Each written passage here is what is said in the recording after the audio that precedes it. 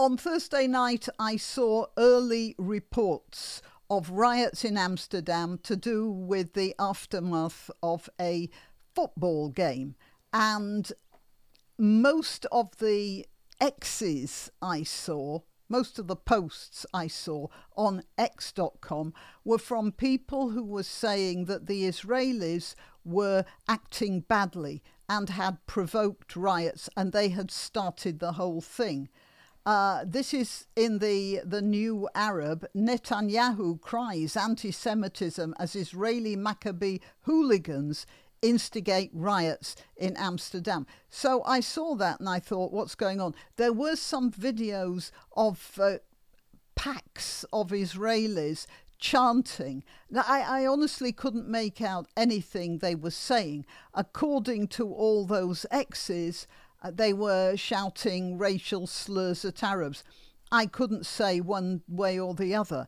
This is the report in the New Arab as anti-Palestinian provocations by notoriously racist Israeli football hooligans triggered riots in central Amsterdam on Thursday night. Israel and the far-right government of the Netherlands, along with other Western leaders, are rushing to portray the violence as anti-Semitic pogroms. I mean, that is a masterpiece of cramming as much anti-Western and anti-Jewish stuff into one sentence as I have ever seen. I didn't make a video about it because I just couldn't work out what the story was. As time has gone by, quite another picture has emerged.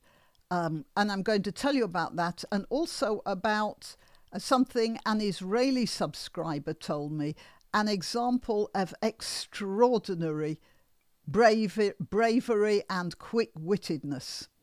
I'm Grannyopteryx. I'm on YouTube, Rumble, BitChute and Minds.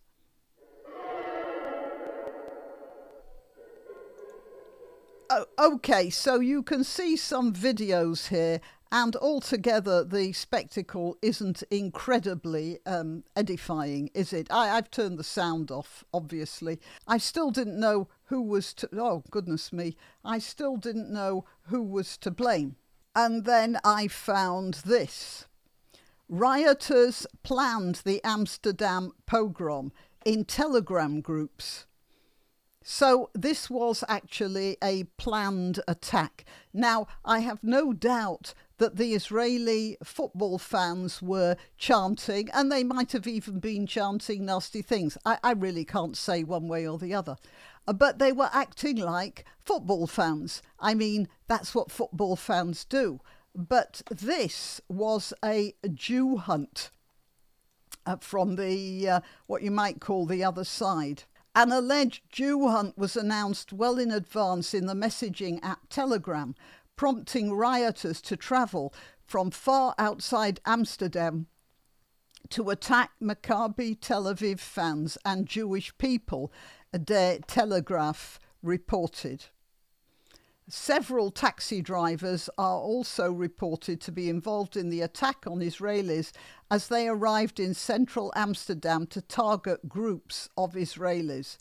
That's again according to Der Telegraph. One Israeli ended up in one of Amsterdam's canals while others hid at the Holland Casino. An investigation by Holland Casino revealed that a hired security guard was active in one of the Telegram groups where information was exchanged between perpetrators. Rioters on scooters conducted hit and runs against Israelis. Several rioters used scooters.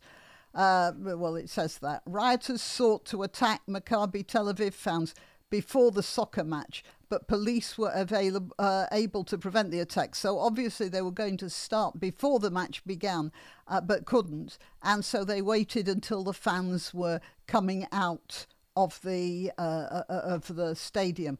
Der Telegraph noted that over the course of the night, not all 800 police officers that were deployed were present in the city, and reportedly only 200 officers were deployed. So I have heard the Israelis have been complaining that the police officers were just standing by while this was going on. Well, they were under strength, I suppose. I don't know whether they were standing by because they didn't know what to do, or because they'd been told not to do anything, or simply because they just didn't want to get involved. I have no idea. But certainly there weren't enough policemen to contain that sort of a crowd. Let's just go back to that video a moment. Those don't look like Israeli fans to me. They look more like Arabs, but yeah, I could be wrong. But I want to tell you about one incident. I've been looking for it on the web, but I haven't found it. So I thought I'd take this opportunity to tell you about it.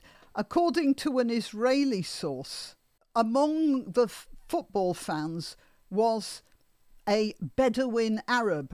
Remember, Israel has a 20% Arab population, and some of those will also be football fans. And there was a Bedouin Arab there among the Israeli fans. And of course, being a Bedouin, he was authentically Arab and spoke Arabic like an authentic Arab. And what he did was, he was with a group of Israelis, and when he saw the opposition coming towards them, he shouted, "The Jews are that way!" And so the crowd turned away. And after that, he went through the streets looking for Israelis and shouting directions away from his fellow citizens to the marauding Arabs.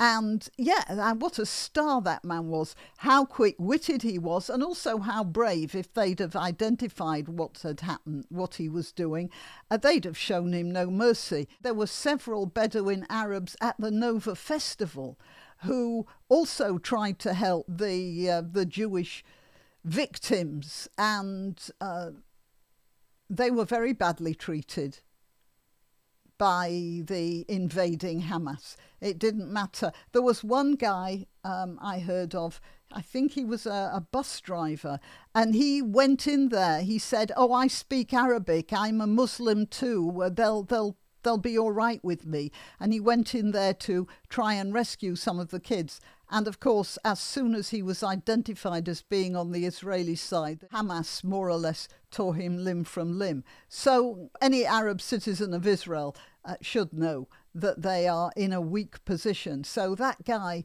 doing what he could do to rescue his Israeli compatriots, I thought that was brilliant. And I just actually, all I wanted to do in all this awful situation, this incredibly embarrassing situation for Europe, or it should be embarrassing anyway, that piece of bravery, quick-wittedness and cheek.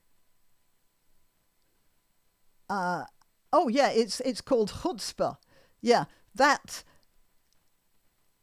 quick-wittedness and chutzpah stands out as a wonderful example of bravery, ingenuity, and the craziness of the world we're in right now.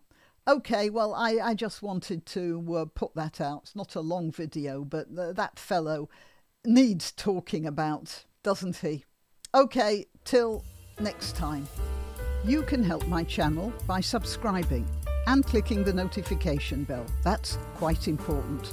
And by sharing if you're so inclined. Links to my other channels and to donation methods are in the description.